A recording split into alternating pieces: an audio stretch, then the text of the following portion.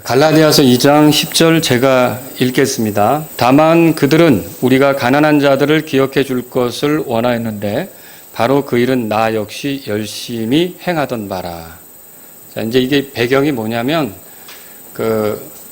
바울이 예루살렘에 있었던 먼저 믿었던 사람들을 만나서 이렇게 교제하는 가운데 이제 베드로는 유대인들에게 복음을 전하도록 주께서 부르셨다 한다면 바울은 이방인들에게 가서 복음을 전하도록 이렇게 부르셨다라고 하는 걸 서로 확인하는 거예요. 그런데 그때 이제 이렇게 헤어지는 가운데 뭐 특별한 요구, 뭐 부탁 이런 것보다도 그 예루살렘에 있던 사도들 또 예루살렘에서 먼저 믿었던 사람들이 사도 바울에게 뭘 요구하게 됐냐면 가난한 자들을 기억해라 이렇게 이제 요구했어요. 그리고 또 이거는 사도 바울로서는 여기 성경에 보니까 나 역시 열심히 행하던 바라 그렇게 말하고 있어요. 그러니까 지금까지 쭉 가난한 자가 있다면 도우려고 했었던 것이 사도 바울의 삶이었다 이렇게 볼 수 있는 거죠. 오늘 제가 그래서 가난한 자들을 기억하라 이런 제목으로 여러분에게 말씀을 드리겠습니다. 자, 지난 몇 주 동안 우리가 살펴본 게 있어요. 그게 이제 어떤 거냐면 경제활동, 그 다음에 이제 특히 사업과 관련해서 그리스도인들도 이 세상에 살면서 사업을 하잖아요. 비즈니스라고 하는 걸 한다고요. 돈을 버는 활동, 수익을 창출하는 활동, 뭔가 생산해내는 활동, 이런 것들을 한단 말이죠. 근데 이런 것들을 우리가 이제 성경에서 어떻게 말하는지 그걸 지금 몇 주 동안 살펴본 거예요. 자, 그래서 뭐 소유권에 대해서 성경은 뭐라고 말하는지, 생산적이 되는 것에 대해서 성경은 뭐라고 말하는지, 고용에 대해서 성경은 뭐라고 말하는지 기억나시죠? 사고 파는 것에 대해서 성경은 뭐라고 말하는지, 또는 이득을 남기는 것에 대해서 성경은 뭐라고 말하는지 돌아봅시다. 이득을 남기는 게 잘못입니까? 아니죠. 우리가 뭔가 수고를 했다면 이득을 남기는 게 지극히 당연한 거라는 걸 우리가 배웠어요. 또 돈에 대해서 성경은 뭐라고 말하는지, 그리고 소유의 불균형에 대해서 사람들이 불편하게 생각해도 부하게 하시고 가난하게 하시는 분이 하나님이시라고 했기 때문에 이걸 우리가 수용할 수밖에 없다는 것도 배웠고요. 경쟁에 대해서 성경은 뭐라고 말하는가, 그리고 빌리고 꾸어주는 것에 대해서 성경은 뭐라고 말하는가, 이런 것들을 쭉 살펴본 겁니다. 자, 우리가 이런 것들을 살펴보았지만 경제활동에서 소외된 사람들이 있어요. 그러니까 이득을 남겨야 되는데 아무것도 소유하지 못해서 뭘 투자하기도 어렵고 일을 해서 또 다른 이득을 남기기도 어렵고 이런 사람들이 있단 말이죠. 이런 사람들을 우리가 뭐라 그러냐, 가난한 자들이다 그렇게 말합니다. 가난한 자들은 어떤 사람들이 돈도 없고 사고 파는 일에도 적극적으로 할 수가 없어요. 돈이 있어야 사죠.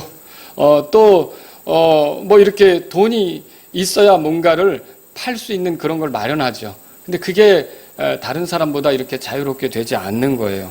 그래서 사고 파는 일에도 소극적이 되고 경쟁에 참여하는 데 있어서도 다른 사람들처럼 이렇게 제대로 된 기회를 갖지 못하는 그런 형편에 처해진 사람들을 우리가 가난한 자들이다 그렇게 말할 수 있어요. 그러면 오늘 제가 여러분하고 같이 살펴볼 내용은 뭐냐면 이 가난한 자들에 대해 성경이 뭐라고 말하느냐, 이거를 이제 살펴보려고 하는 겁니다. 두 가지로 오늘 가난한 자들을 위하는 방법, 이거를 말씀드리려고 하는데, 첫 번째는 뭐냐면 하나님의 뜻은 부유한 자들이 가난한 자들을 돕는 겁니다. 이거를 하나님께서 원하시는 거예요. 바울은 목회자로서 디모데에게 편지를 썼는데 그때 편지를 쓰는 내용 중에 어떤 것이 있었냐면 부유한 자들을 이렇게 가르쳐라 라고 한 게 있어요.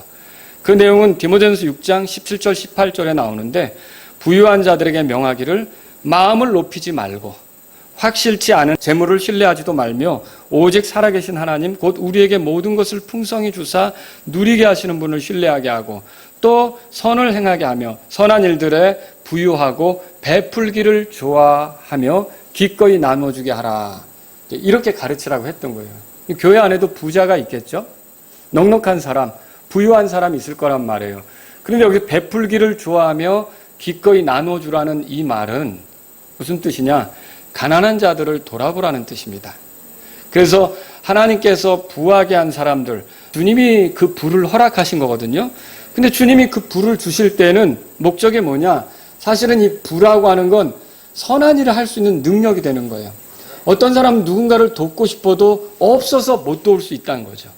그러나 있는 사람은 어때요? 마음에 그 돕고자 하는 마음이 있으면 얼마든지 주머니에서 꺼내서 도울 수가 있잖아요. 그게 능력이죠. 선한 일을 할 수 있는 능력이 된단 말이에요. 주님은 이렇게 하나님이 주신 그 부로 선한 일을 행사하면서, 선한 일을 하면서 어려운 형편에 있는 사람들을 도와주면서 돌보는 것, 이런 것들을 하나님이 기뻐하시는 것을 이 말씀을 통해서 발견할 수 있다는 거죠. 그래서 초대교회에는 이런 것들을 잘 하는 사람들이 있었어요. 이렇게 해서 가난한 자들에게 베푸는 사람들이 있었는데 사도행전 2장 그 45절에 보니까 교회 안에 있던 부유한 자들이, 여기 성경에 보니까 이렇게 써 있어요. 자기 소유와 재산을 팔아 각 사람의 필요대로 모든 사람에게 나누어 주었다, 그렇게 돼 있어요. 그럼 여기서 각 사람의 필요대로 주었다는 말은 뭐냐면 그 궁핍함, 그 각 사람에게 어떤 궁핍함이 있잖아요. 그것을 채워주기 위해서 교회에다가 드리는 일을 했다라고 하는 거예요. 그래서 자기의 소유를 처분해서 교회에다 드리면 교회가 또 그 가난한 사람들을 위해서 그것을 사용해 그 가난한 자들의 궁핍함을 모면하게, 그걸 거기서 구제될 수 있게 그렇게 했었던 것을 우리가 보는 거죠. 사도행전 4장 34절 35절에도 그런 예가 나오는데, 부유한 자들의 헌신으로 그들 가운데 부족함이 아무도 없었다는 걸 발견할 수 있어요. 왜 그러냐? 이는 땅이나 집을 소유한 자들이 그것을 팔아서 그 판 것들의 값을 가져다가 사도들의 발 앞에 두매 그들이 각 사람에게 필요한 대로 나누어 주었기 때문이라고 성경이 말하고 있어요. 그럼 뭘 얘기하는 거예요? 각 사람의 필요대로 주었다는 말은 그 궁핍함 속에 빠진 사람들을 구제하기 위해서 드린 사람이 있었고, 그렇게 드린 것은 그 궁핍한 사람들을 위해 사용되는 일이 있었다라고 하는 걸 성경을 통해 발견할 수 있는 거죠. 대표적인 예가 키프로스 지방의 그 요새라는 사람이에요. 이 사람도 자기 재산을 처분해서 땅을 팔아서 사도들의 발 앞에 두었고요. 사도들은 이걸 통해서 가난한 자들을 돌보는데 사용했어요. 그러니까 가난한 자들은 궁핍한 가운데 있었지만 그 사람이 바친 걸로 도움을 받게 되니까 굉장히 위로가 되었던 거죠. 그래서 이 사람을 뭐라고 부르게 됐냐면 그 바나바라고 부르게 됐어요. 바나바의 뜻이 위로의 아들, 그런 뜻이에요. 그러면 그 요새, 이 사람이 그 바쳤던 것이 그 궁핍한 성도들에게 얼마나 위로가 되었었는지 여러분 생각해 볼 수 있겠죠. 이런 일들이 초대교회에 있었다라고 하는 걸 보는 거죠. 사도 요한은 또 이렇게 가르쳤습니다. 요한일서 3장 17절인데, 자, 여기 성경 구절 써 있습니다. 그러나 누가 이 세상에 좋은 것을 가지고 있으면서 자기 형제가 궁핍한 것을 보고도 동정하는 마음을 닫아 그를 피하면 어찌 하나님의 사랑이 그 속에 거하겠느냐. 자, 하나님께서 주신 좋은 것들이 있다면 이 말씀에 의하면 형제의 궁핍함을 볼 때 무관심해서는 안 된다는 것을 발견하게 되는 거죠. 심지어 잠언에는 이런 말씀이 있습니다. 잠언 28장 27절인데요. 한번 우리 다 같이 읽어볼까요? 같이 읽어보겠습니다. 가난한 자에게 주는 자는 부족하지 아니하려니와 자기 눈을 가리는 자는 많은 저주를 받으리라. 아주 좀 끔찍한 말이기도 하죠. 근데 이 말씀에 보면 가난한 자에게 주는 자는 부족하지 않는다고 그랬어요. 하나님 말씀이에요. 근데 이걸 가난한 자에게 줘? 나도 쓰기에 바쁜데 괜히 내가 더 모자라게 되는 거 아니야? 그러면서 인색하게 굴면 이 말씀을 그대로 적용해 비춰볼 때 그 사람이 오히려 더 궁핍하게 되는 것을 볼 수 있어요. 누가복음 12장에도 사람의 생명이 그 소유의 풍부함에 있지 않다고 예수님이 가르치면서 어떤 부자 예를 드는데, 이 부자는 쌓을 곳이 모자랄 정도로 하나님께서 부유하게 하셨어요. 그러니까 부라는 능력을 갖게 하셨단 말이죠. 그러면 그 사람은 그걸 나눌 수 있어야 돼요. 그러니까 가난한 사람들을 돌보는 데 쓸 수 있어야 되는 거죠. 근데 그 사람의 머릿속에는 어떤 생각이 드느냐면 이걸 어떻게 쌓아둘까? 더 창고를 크게 짓자. 이런 생각만 가득했던 거죠. 그때 하나님께서 그 사람에게 뭐라 그랬어요? 어리석은 자다 이렇게 부르면서 오늘 밤 이제 만약에 네 혼을 취한다면 네가 갖게 된 것은 어떻게 되겠느냐 이렇게 말씀하시잖아요. 그러니까 성경에서 이렇게 비춰볼 때 우리가 어떤 가난한 사람들을 도우면 내가 뭐 먹고 살아? 라고 자꾸 인색하게 드는데 그렇게 인색하게 굴수록 사실은 더 부족하게 된다는 것을 하나님 말씀을 통해서 발견한다는 거죠. 그래도 그게 쉽지 않던데요? 이렇게 생각할 수 있어요. 근데 나도 뭐 이렇게 윤택하지는 않지만 그래도 하나님이 나에게 어떤 주신 것이 있어서 어려운 사람에게 이거를 돌려 나누어주고 필요를 채워주려고 할 때 하나님께서는 성경에 뭐라고 그러셨냐면 그 사람이 오히려 부족함이 없게 된다. 여러분 이거 믿으시겠습니까? 네, 여러분이 이제 어떻게 하는지는 이제 말씀에 따라 여러분이 결정하셔야겠죠. 로마서 12장 13절에 보면 사도 바울은 이렇게 가르쳤어요. 우리 같이 한번 읽어보죠. 성도들의 필요에 따라 나누어주며 손님 대접하기를 힘쓰라. 자, 여기서 말하는 성도들의 필요 뭘 말하는 걸까요? 성도들 중에는 궁핍한 사람이 있겠죠. 그러면 그 궁핍함에 대해서 모른 척하지 말란 말이에요. 무관심하지 말란 말이에요. 오히려 그 궁핍함에 대해서 관심을 가지고 나에게 하나님이 주신 것들이 있다면 그것을 이렇게 도와주려고 하는 마음, 그것에 대해서 이렇게 내가 관심을 갖고 살피려는 마음, 이런 것들이 성도들에게는 있어야 한다. 이것이 사도 바울이 가르치는 그런 내용이다라고 하는 것이죠. 바울은 또 히브리서 13장 16절에서 이렇게 썼어요. 그 하나님께서 기뻐하시는 희생이 뭐냐? 이렇게 소개했는데 같이 한번 또 읽어보죠. 읽겠습니다. 오직 선을 행하는 것과 나누어 주는 것을 잊지 말라. 하나님께서 이 같은 희생을 매우 기뻐하시느니라. 자, 우리는 제사장이에요. 구원받은 사람은 다 제사장이죠. 제사장은 희생을 드릴 게 있어야 되잖아요. 자, 우리 죄 문제에 대해서는 예수님께서 이미 희생을 치렀기 때문에 죄 문제를 해결하기 위한 희생은 필요 없어요. 그러나 우리가 하나님을 기쁘게 해드리기 위한 희생, 감사로 나아가기 위한 희생, 찬양의 희생, 이런 것들은 필요하겠죠. 근데 주님께서 기억하는 특별한 희생이 뭐냐면 여기 기뻐하는 게 선을 행하는 것, 그리고 나누어 주는 것을 그렇게 주님이 기뻐하신다. 성경이 그렇게 말하고 있다는 거죠. 그래서 여러분이 뭔가 이렇게 여유가 있을 때, 능력이 있을 때 그거를 해결할 수 없는 형편에서 끙끙거리는 사람, 궁지에 몰려서 어렵게 된 사람이 있을 때 외면하고 지나가는 게 아니라 도와주려고 하는 것, 이거를 하나님께서 기뻐 받으시는 희생으로 생각한다는 거죠. 이 성경 말씀이 그걸 말하고 있어요. 공산주의는 기독교와 맞지 않습니다. 여러분 그거 분명히 하셔야 됩니다. 예수님을 믿으면서 공산주의를 신봉한다, 이거는 절대 있을 수 없는 거예요. 그런데 그렇다고 해서 자본주의가 그러면 그 아주 완전하게 이게 만족할 만한 체제냐? 제가 성경에서 발견한 건 가장 좋은 체제, 가장 좋은 통치 체제는요, 예수 그리스도께서 오셔서 다스리는 겁니다. 그 전까지는 이 자본주의가 공산주의보다 확실히 나은 것은 맞지만 여기도 죄의 유혹이 있어서 문제가 될 만한 일들이 생긴다는 거예요. 그래서 자기가 얻게 된 자본이 하나님이 주신 거라고 생각하면 그 사람이 겸손해지거든요. 근데 자기가 잘나서 그걸 확보한 줄로 생각하니까 문제가 생기기 시작하는 거예요. 거기 교만이 나오는 거예요. 그리고 청지기라는 생각이 사라져버리는 거죠. 청지기는 뭐예요? 누군가 나에게 맡긴 것을 내가 관리한다. 그게 청지기 아닙니까? 사실 재능도 하나님께서 나에게 주셔서 그걸 써서 주님을 영화롭게 하는데 살아보도록 하셨다면, 물질도 사실은 하나님께서 나에게 주셔서 이걸로 하나님을 기쁘게 하는데 살아보도록 하신 거거든요. 그럼 물질을 만질 때 나는 청지기적인 자세가 있어야 되는데, 이제 하나님을 외면한 자본주의가 되면, 물질만 숭배하는 자본주의가 되면 결국 그것도 어떻게 되냐면 부작용이 생기는 거예요. 그래서 거기에서 사람들이 착취하는 게 생기고 아주 그 물질만을 얻기 위한 그런 목적으로 인간이 어떻게 처참하게 되든지 상관치 않는 그런 끔찍한 일들도 생기는 거죠. 이런 문제가 생기는 거예요.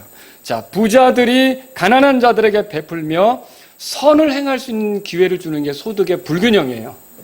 그러니까 하나님이 부하게도 하시고 가난하게도 하시고 이렇게 하는 거는 이 부한 사람들로 하여금 그 하나님이 주신 물질의 능력을 나누면서, 그러니까 하나님께서 호의를 베푸는 거, 친절을 베푸는 거, 무능한 우리들에게, 갖지 못한 우리들에게 어떤 그 자신의 그 능력을 베풀어 주는 거 있잖아요. 그런 것들을 베풀어 보라고, 그런 기회를 가져보라고 이 소유의 불균형이 형성된 거란 말이죠. 그런데 이게 잘못된 자본주의에 빠진 사람들은 어떻게 되냐면 이거를 지배하는 걸로 생각하는 거예요. 그러니까 베풀고 불쌍히 여겨서 사는 게 아니라 어떻게 하냐면 내가 많이 가졌으니까 저 사람들을 내 발에 놓고 함부로 해도 되는 줄로 생각하는 그런 문제가 생기는 거죠. 이건 정말 잘못하는 거예요. 그런 부자들은 우쭐대고 교만하며 하나님을 신뢰하지 않고 재물을 신뢰하면서 가난한 자들을 돌보지 않는 거죠. 그래서 아까 디모데전서 6장에서 교회 안에 있는 부자들에게는 절대로 그런 식으로 하지 말라고 바울이 디모데에게 얘기했고, 디모데는 그걸 교회의 부자들에게 가르쳐야 될 필요가 있었던 거죠. 자, 이런 거예요. 좋은 자본주의가 그래서 이렇게 하나님을 알지 못하는 부자들, 자본가들에 의해서 비난받고 있어요. 손가락질 받고 있어요. 공격받고 있어요. 그러니까 건전한 자본주의란 뭐냐면 하나님께서 나에게 맡기셨다. 관리하게 하신다.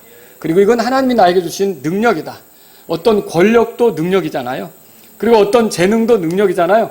그것처럼 이 물질도 능력이 될 수 있는 거거든요. 이런 능력으로 선한 일을 많이 하겠다. 이런 능력으로 가난한 자를 도와줘야겠다. 이렇게 사는 것이 그 청지기적으로 바르게 사는 것이라 할 수 있는 거죠. 그렇게 사는 사람들이 자본주의를 제대로 드러내면서 그 빛을 낼 수가 있는 거죠. 주님은 오늘 본문 말씀에 그렇게 했어요. 갈라디아서 2장 10절에서 다만 그들은 우리가 가난한 자들을 기억해 줄 것을 원하였는데 바로 그 일은 나 역시 열심히 행하던 바라. 자, 예루살렘에 있던 사도들은 바울이 이방 세계로 가서 전도할 때 가난한 자를 기억해야 된다. 이렇게 말했던 거죠. 그럼 바울은 그게 생소한 얘기가 아니라 자신의 삶이었던 거예요. 지금까지 가난한 자들을 기억하며 살아온 게 바울의 삶이었다는 것이죠. 사도들은 이처럼 가난한 자들을 잊지 않으려고 했던 거예요. 오늘날 교회도 역시 가난한 자들을 잊지 않아야 하는 것입니다. 그래서 우리가 가난한 자들을 기억하고 도우려고 해야 되는 거죠. 여기서 특별히 여러분에게 또 말씀드리고 싶은 게 있는데, 교회도 부자 교회가 있고 가난한 교회가 있어요. 그렇죠? 그런데 부유한 교회가 가난한 교회를 돌볼 수 있다는 거예요. 말하자면 도와줄 수 있다는 거죠. 로마서 15장 보세요. 거기 26절, 27절에 이렇게 써 있어요. 바울이 로마 교회에게 하는 말인데, 이는 마케도니아와 아가야 사람들이 예루살렘에 있는 가난한 성도들을 위해 얼마를 기부함으로 기뻐하였기 때문이라. 자, 여기서 마케도니아와 아가야 사람들은 마케도니아에 있는 믿는 사람, 아가야에 있는 믿는 사람들을 얘기하는 거예요. 마케도니아 교회, 아가야 교회 사람들을 얘기하는 거죠. 근데 이 교회 사람들이 예루살렘 교회가 어려움에 처한 걸 알고 그들을 위해 기부했다고 성경에 써 있어요. 이거를 이제 아주 기쁘게 이런 일들을 한 거죠. 참으로 그 일로 인해 그들이 기뻐하였느니라. 또한 그들은 저들에게 빚진 자들이니 만일 이방인들이 저들의 영적인 것들에 참여한 자가 되었거든. 무슨 말이에요? 복음은 예루살렘으로부터 시작된 거 아니에요. 예루살렘과 유대와 사마리아와 땅의 맨 끝지역까지 가라는 주님의 명령을 받들어서 가다 보니까 마케도니아도 간 거고 아가야도 간 거 아닙니까? 그럼 거기서부터 시작된 복음의 빛을 졌다면 지금 그 교회가 어려울 때 돌아볼 수 있다는 거죠. 그게 지금 성경에 나오는 얘기예요. 우리 교회도 어려울 때 다른 교회의 도움을 받은 적이 있어요. 우리가 이제 예배당 4층을 경매로 확보를 했어요. 근데 그 당시에 우리 교회는 뭐 5층도 경매로 확보하고 뭐 여러 가지 이렇게 에너지를 쏟느라고 어떤 재정적인 여력이 없었어요. 그래서 4층을 여러분 기억하시는지 모르겠지만 공간은 마련했는데 덩그러니 놓고 비어있는 채 얼마 동안 보내야 했었던 적이 있어요. 아무것도 거기에 시설을 못했던 거죠. 그런데 평택 등대 침례교로부터 7,000불의 후원금을 우리 교회가 받게 됐어요. 기억나십니까? 제가 여러분에게 말씀드리는 것은 잊지 마시라고. 우리가 다른 교회로부터 이렇게 도움받은 적이 있다는 것을 말씀드리는 거예요.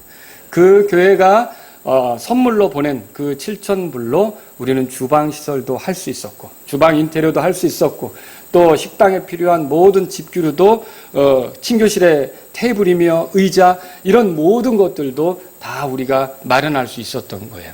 여러분 고마운 일 아닙니까? 감사한 일이죠. 우리가 그렇게 어려울 때 그렇게 힘 있는 교회로부터 도움을 받았었던 적이 있다는 거죠. 또 여러분이 이거 아시는지 모르겠어요. 우리 교회 음향시설을 늘 책임져 준 교회가 있어요. 저기 그 동사무소 옆에 우리 교회가 조그맣게 50평으로 시작할 때부터 임마누엘 침례교회가 우리의 앰프, 그 다음에 스피커 이런 모든 것들을 제공해서 우리가 거기서 제공한 걸로 설교하고 이렇게 했었던 거예요. 그리고 우리가 이 교회로 오니까 그때 걸로 쓰기가 규모가 그 조그만 공간에서 사용하던 앰프로는 안 되잖아요. 그러니까 이제 더 큰 앰프하고 더 큰 믹서기, 지금도 저기 쓰고 있는 게 여전히 임마누엘 침례교회에서 우리 교회를 기억해서 그때 예배당 이전하고 우리가 물질적으로 여유롭지 않는, 그리고 계속 이렇게 마이너스로 힘들게 가던 그런 시기였는데 하나님께서 또 그 교회의 마음을 움직이셔서 우리에게 이렇게 지금 쓰고 있는 앰프 시스템이 바로 그 교회에서 제공한 앰프 시스템이라는 거죠. 알고 계세요? 몰랐다는 표정들이신데 감사하시라고 말씀드리는 거예요. 이렇게 우리가 어려울 때 이렇게 우리에게 도움을 준 교회들이 있기 때문에 마라나타 침례교도 어떻게 할까요? 하나님께서 우리에게 여유롭게 하시고 유능하게 하신다면 어려운 교회들을 도우려고 해야 되는 거예요. 우리가 도움을 받았다면 그런 또 필요가 있는, 그리고 궁핍함 속에 있는 그런 교회를 발견한다면 이게 우리가 도와야 될 기회구나, 우리 교회가 도와줘야 될 기회구나, 이런 생각을 해야 된다는 거죠. 마치 마케도니아 교회하고 아가야 교회가 예루살렘 교회가 그렇게 어려워졌어? 라고 그 소식을 듣고는 가만히 있지 못하고 모금을 해서 후원금을 이렇게 보내준 것처럼 저와 여러분, 우리 마라나타 침례교회도 그렇게 정말 주님의 뜻대로 바르게 교회가 세워지길 원해서 몸부림치고 있는데 어려운 교회를 발견한다면 하나님은 우리에게 힘을 주셨을 때는 우리가 못 본 척하고 있는 게 아니라는 거죠. 오히려 그런 교회들에게 관심을 갖고 도울 때 아까 잠언의 말씀에 빗대어서 여러분에게 말씀드린다면 우리 교회가 부족함이 없게 되는 거예요. 여러분 그렇게 믿으십니까? 그래서 그런 말씀을 여러분에게 드려봅니다. 정말 이렇게 될 때 도움을 받는 교회는 어떨까요? 하나님께 찬양하겠죠. 얼마나 하나님께 감사가 나오겠어요. 자 보세요. 어떤 교회를 하나님께 찬양하게 만들고 감사하게 만드는 게 이렇게 우리가 도와주는 거라는 거죠. 자 여러분, 이 설교를 들으신 마라나타 침례교회 성도 여러분, 우리 어려운 교회 많이 돕는 그런 교회가 될 수 있기를 바랍니다. 두 번째로 여러분에게 드리고 싶은 말씀이 있어요. 자, 제가 하나님의 뜻이 뭔가를 말씀드리는데 가난한 자들을 도와주는 거, 구제하는 거, 물질로 이렇게 살피는 거, 이런 것이 하나님의 뜻이라고 그랬어요. 그죠? 근데 두 번째는 뭐냐면요. 하나님의 뜻은 그 가난한 자들이 노동을 해서 스스로 가난을 떨치는 것을 또 하나님은 원하신다는 거죠. 그게 하나님의 뜻이에요. 정부는 복지제도로 가난한 자들을 도울 수가 있습니다. 좋은 일입니다. 그들에게, 가난한 사람들에게 음식을 제공하고 옷을 제공하고 심지어는 거주지까지도 제공할 수 있습니다. 자, 이런 정책, 이런 복지 활동, 이런 것들은 참 가난한 사람들에게 힘이 될 수 있는 거죠. 그런데 가난한 자들에게 정말로 좋은 것은 뭐냐면 일할 수 있게 만들어주는 거예요. 일할 수 있게 만들어주는 거예요. 노동을 통해 생산에 참여할 수 있게, 그리고 이득을 얻게 하는 거, 그리고 사고 팔고 할 수 있는 여력을 만들 수 있게 하는 거, 그리고 고용으로 땀 흘리며 수고한 대로 얻을 수 있게 하는 거, 경제적으로 경쟁에 뛰어들 수 있게 하는 거, 이런 것이 정말 그 가난한 자들을 위한 아주 큰 도움이 된다라고 하는 것이죠. 고용되지 못한 채 정부의 보조금만으로 살아간다고 생각해 보세요. 그건 비참한 겁니다. 그건 한계가 있습니다. 가난을 벗어버릴 수가 없습니다. 보조금으로 생활하는 것은 한계가 있어요. 가난을 벗어버릴 수가 없다는 거죠.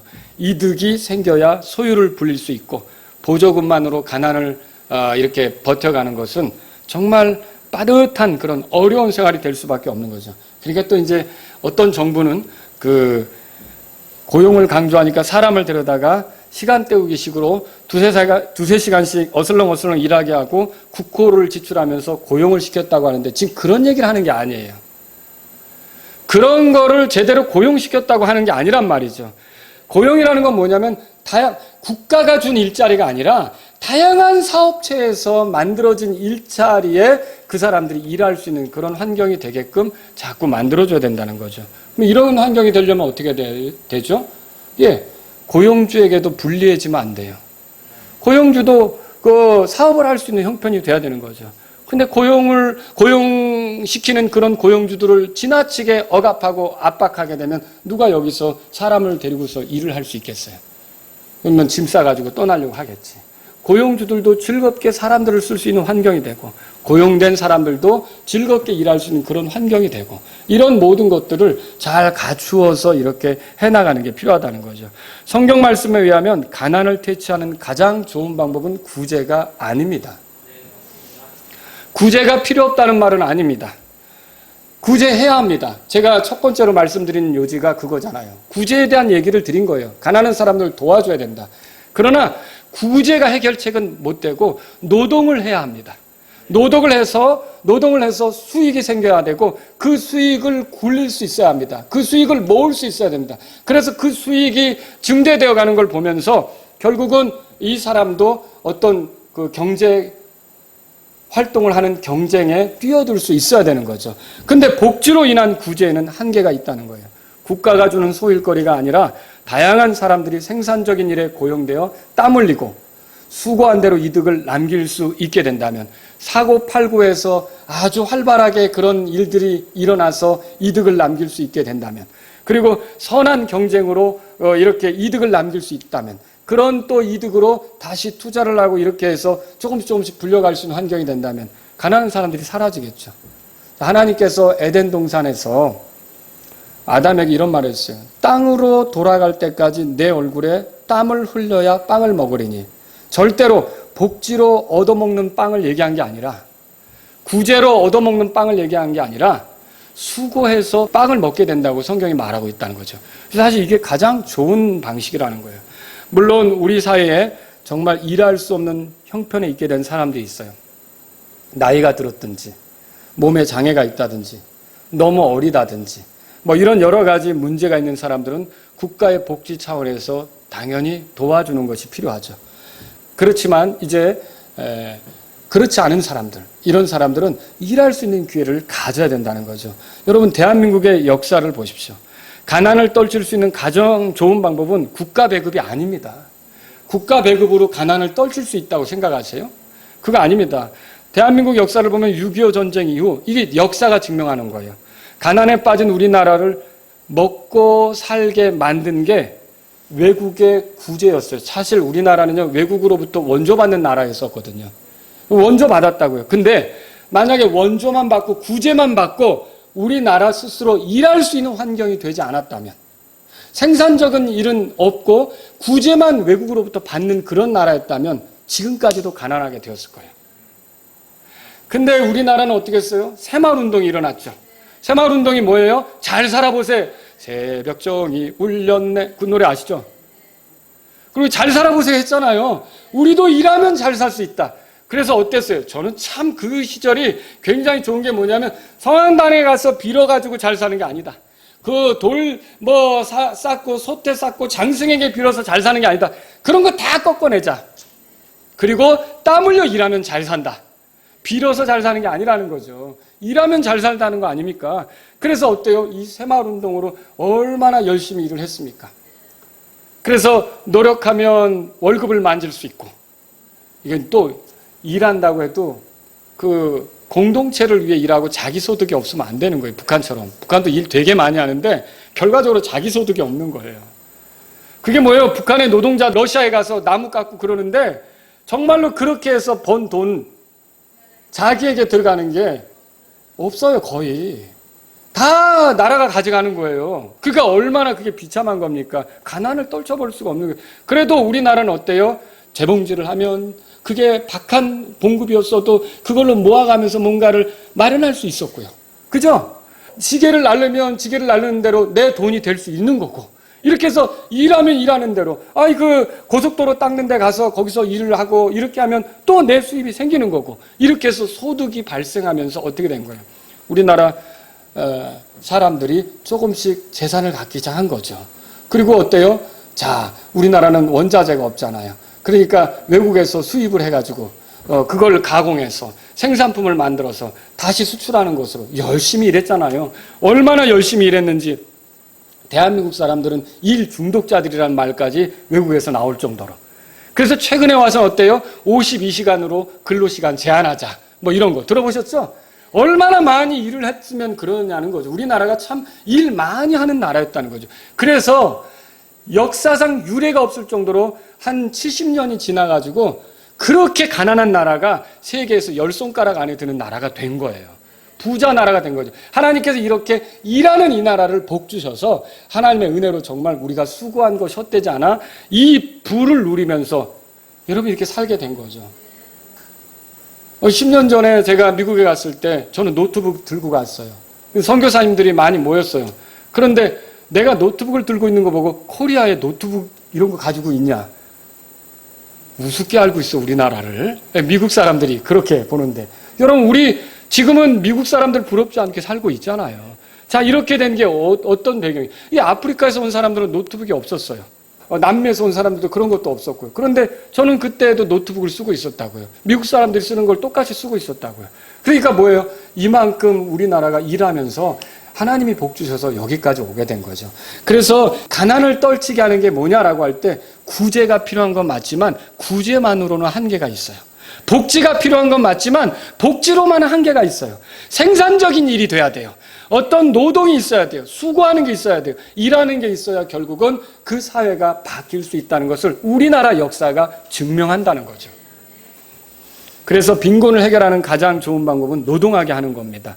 그 노동의 대가로 정당하게 이득을 받게 하는 거예요. 그 이득을 모아 사고 팔 수 있게 하는 거예요. 그 이득을 모아서 이제 어떤 투자도 하고 그 이득을 굴려서 누구에게 구워줄 수도 있고 이자를 취할 수도 있고 이렇게 되는 거예요. 그 통치자들이 해야 될 일이 뭡니까?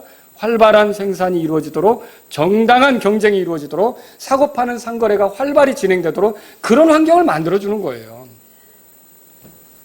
제도적으로 그렇게 만들고요. 땀 흘려 수고한 만큼 가질 수 있다는 분위기를 만들어줘야 되는 거죠. 정부가 국민을 먹이는 거 한계 있습니다. 역사상 그런 정부는 파라오 정부밖에 없었어요. 요셉이 통치할 때. 그때 말고는요. 어떤 정부도 전 국민을 먹일 수가 없어요. 그런데 그런 일들을 행하려고 하는 것은 바람직하지 않다는 거죠. 국민이 일하게 해서 먹게 해야죠. 요셉도 그랬어요. 나중에 흉년 지나가면서 시 나누면서 파종하면서 일하라고 했어요. 그리고 자기들 먹을 거 챙기게 하고 나라에 또 파라오의 금고에 바칠 거 또 주라고 하고 그렇게 했잖아요. 그러니까 일하고서 먹고 사는 것을 하나님께서는 가르쳐주고 있단 말이죠. 1962년 10월 22일 3기 1차 최고인민회의에 거기서요. 제가 인민회의 얘기했어요. 김일성이 뭐라 그랬냐면 그때가 62년이었어요. 근데 이렇게 말한 게 역사적으로 남아있어요. 1964년에는 모두가 기와집에서 이 밥에 고깃국을 먹으며 비단 옷을 입고 사는 부유한 생활을 누리게 될 거라고 그랬어요. 이 밥, 쌀밥이죠. 고깃국에 쌀밥 먹고 비단 옷을 64년도부터는 그렇게 살게 하겠다는 거죠. 근데 1962년에 그 말을 했는데 지금 강산이 6번 정도 바뀔 그런 때가 됐어요. 근데 북한은 이게 실현이 되었습니까? 아직도 굶주린 사람들. 그래서 북한에서 탈북한 사람이 그 식당을 하나 차렸는데 우리나라에 그 쌀밥과 고깃국인가? 뭐 이런 식으로 하나 차려가지고 그게 얼마나 소원이었으면 말이죠. 그런 식당도 있더라고요. 예? 쌀밥과 고깃국. 예? 그래 거기 가면 이제 쌀밥 나오고 고깃국 나오는 거죠. 예. 그런 식당도 있더라고요. 보세요. 생산적인 일, 고용하는 일, 사고 파는 일, 이런 일들을 통한 경쟁으로 이득을 남기고 그 이득으로 소득을 불려가고 소유가 늘어나고 이런 게 허락되지 않으면 사람들은 가난을 떨쳐버리기가 어렵습니다. 그냥 소득의 불균형, 소유의 불균형 이런 걸로 모두가 똑같이 가져야 된다고 평등만을 주장하면서 국가가, 정부가 그걸 먹여 살리려고 한다면 결국 가난해질 수밖에 없다는 거죠. 그래서 빈곤한 국가의 특징이 있어요. 빈곤한 국가들은요, 정부의 과도한 규제가 있어요. 소유에 대한 규제, 이런 것도 있어요. 그래서 개인이 소유하지 못하게 하는 거예요. 그러니 누가 개인 소유를 국가가 가져가니까 열심히 할 마음이 들겠어요. 그거 안 생기는 거죠. 고용 문제에 있어서도 한쪽만 편을 들어요. 이게 문제인데, 예를 들어서 정부가 독점적으로 준 기업이 있다면 거기에 일하는 고용된 사람들을 희생시키는 것도 마다하지 않는 거예요. 이건 무서운 거죠. 고용된 사람들을 우습게 하는 거죠. 반대로요, 또 이제 어때요? 이런 자유주의 국가 같은 데서는요, 반대편으로 그 고용된 사람들의 편에 서서 표를 얻기 위해서 너무 일방적으로 아주 이게 노조가 정상적으로 노동자의 권익을 대변한다면 좋겠는데, 황제 노조라는 말도 있어요. 얼마나 귀족같이 잘 지내고 잘 먹고 잘 사는지, 겁이 없이. 여러분, 이런 세상이 되는 것은요, 바람직하지 않다는 거죠. 거래의 공정성이 없어요. 그 빈곤한 국가들은 자유로운 경쟁이 이루어지지 않아요. 정부가 독점권을 준 업체만 사업을 하고 그렇지 못한 경쟁자들은 뛰어들 수가 없어요. 그러니까 뭐 좋은 물건이 나올 수 없죠. 이게 중요한 게, 좋은 물건이 나와야, 값싸고 좋은 물건이 나와야 그것으로 또 생산적인 일을 하고 또 소득을 남기는 어떤 일에 참여할 수가 있는 거예요. 뭐 하나 마련할 때마다 그 비싸다 그러면 어떻게 내가 장사를 해요? 그렇지 않겠습니까? 이런 거죠. 그래서 정부의 이권에 의해 계약관계가 무용지물이 되고, 또 그것들을 판단할 수 있는 사법제도가 마련되어 있지 않은 게 빈곤한 국가들의 특징이에요. 그러니까 우리나라 기업 중에 중국에 가서 공장 차렸다가 아무것도 못 찾고 나온 그런 회사들도 많이 있거든요. 왜 그래요? 거기는 그런 계약관계가 맘이에요. 전부 맘이죠. 얼마든지 계약을 했어도 갑자기 정책이 바뀌면 얼마든지 불리하게 되는 거예요. 철수할 수밖에 없고. 참으로 이런 데서 어떻게 이런 소득이 늘어나는 그런 일들이 활발하게 진행될 수 있느냐는 것이죠. 이런 거는 문제가 되는 거죠.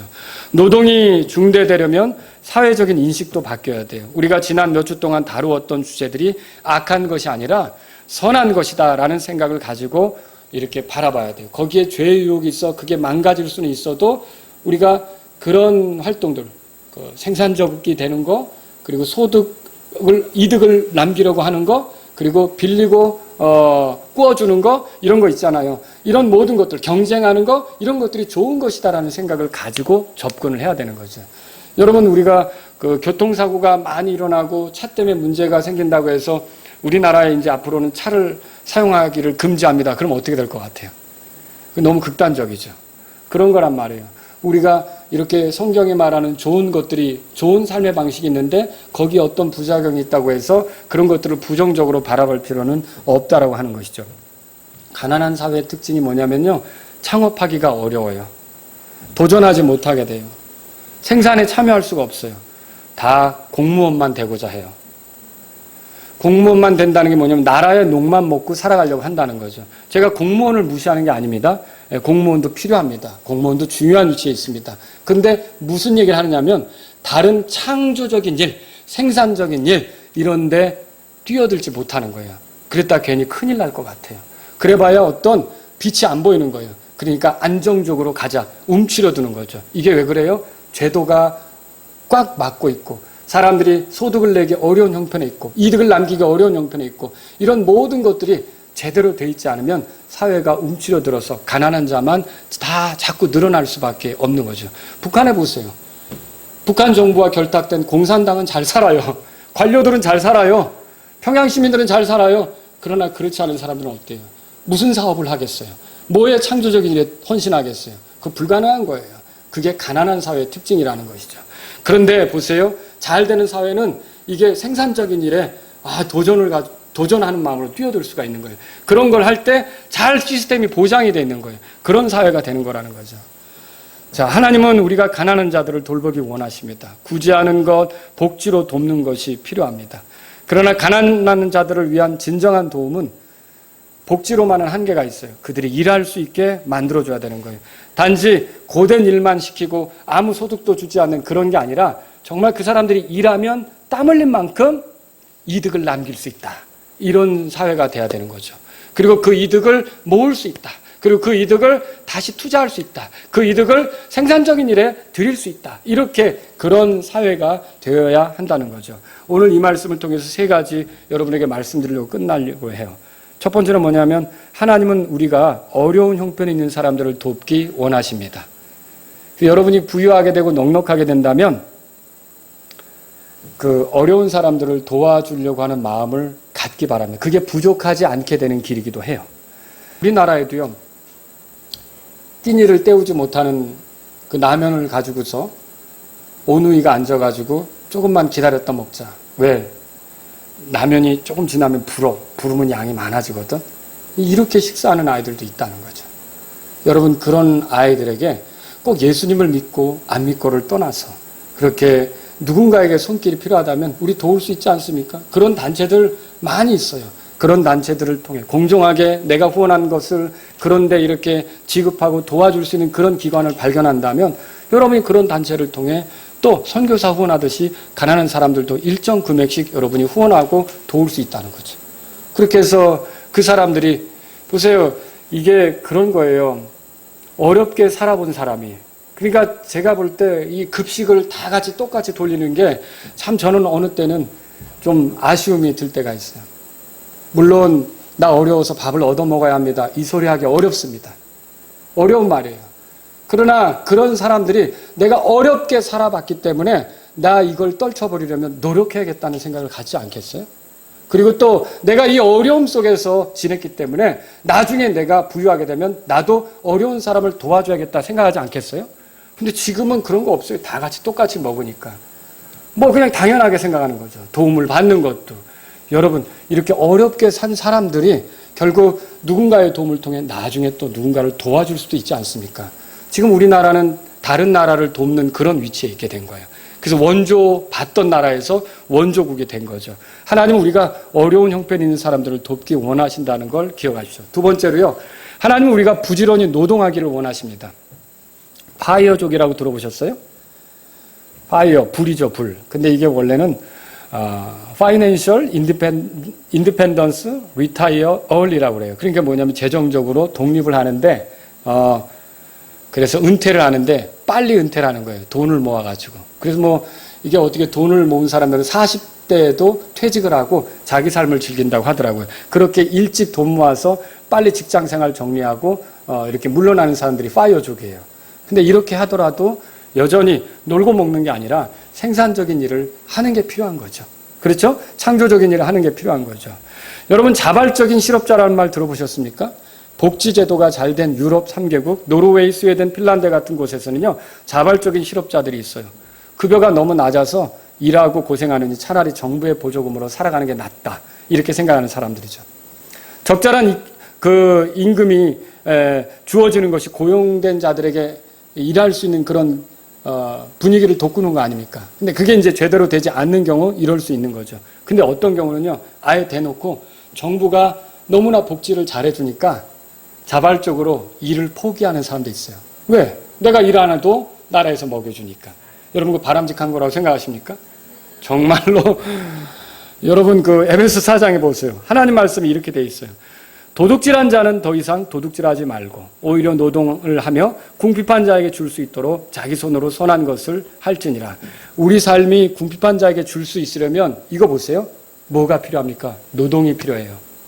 아무리 복지를 하려고 해도 노동을 해서 생산적으로 얻은 게 없으면 복지는 못하는 거예요.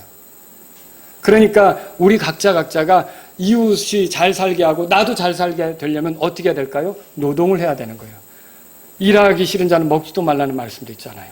하나님께서는 우리가 이렇게 궁핍한 자에게 줄 수 있도록 노동을 하라고 그렇게 말하고 있어요. 그러니까 하나님은 우리가 노동하며 살기를 원하시는 거죠. 그래서 부지런히 일하는 게 저와 여러분들이 그리스도인으로서 살아가는 방식이다. 기억하시면 좋겠습니다. 세 번째로요. 하나님께서는 우리가 예수님처럼 살기를 원하십니다. 예수님은 부유하신 분이셨으나 우리를 위해 가난하게 되셨어요. 고린도전서 8장에 그렇게 써 있죠. 모든 영광을 누리시던 분이 우리를 부유하게 만들려고 가난했던 우리, 영적으로 비참했던 우리, 빈곤한 우리를 하나님의 그 풍성함에 참여하게 하려고 예수님이 가난해지신 것을 우리가 성경을 통해 발견하죠. 십자가는 그 사건 아닙니까? 이 십자가를 통해 여러분이 예수님을 만났다면 정말 영적으로 가난했던 여러분이 이제는 풍요를 누릴 수 있는 사람이 된 거란 말이죠. 이 원리를 예수님을 통해 배웠다면, 십자가를 통해 배웠다면 이제 저와 여러분들도 이렇게 빈궁한 사람들이 풍요롭게 되는 일을 위해서 내 자신을 헌신하고 드리는 예수님처럼 사는 그런 삶이 될 수 있기를 바랍니다. 기도하겠습니다. 오늘 이 말씀을 들으신 여러분 가운데 하나님 아버지, 주님께서 저를 여유롭게 하신다면 제가 가난한 자들을 돕기 원합니다. 제가 지금도 여유롭진 않지만 필요가 있는 사람들을 살피며 그들에게 도움이 되기를 원합니다. 이런 분이 있다면 기도하십시오. 하나님 아버지, 제가 열심히 일할 수 있도록 저에게 건강을 주십시오. 제 팔다리가 성해서 열심히 일할 수 있는 그런 사람이 되기를 원합니다. 그래야 내 가족도 살고 어려운 사람들도 돌볼 수 있고 교회도 돌볼 수 있으니까 하나님 저를 건강케 해주십시오. 이런 분이 있다면 기도하십시오. 하나님, 제가 예수님처럼 살기를 원합니다. 가난했던 나를 부욕케 하시려고 십자가에서 죽으시고 부활하신 예수님, 그 예수님이 내 안에 사시니까 저도 누군가를 부욕케 하기 위해서 그런 삶을 살기를 원합니다. 기도하시기 바랍니다.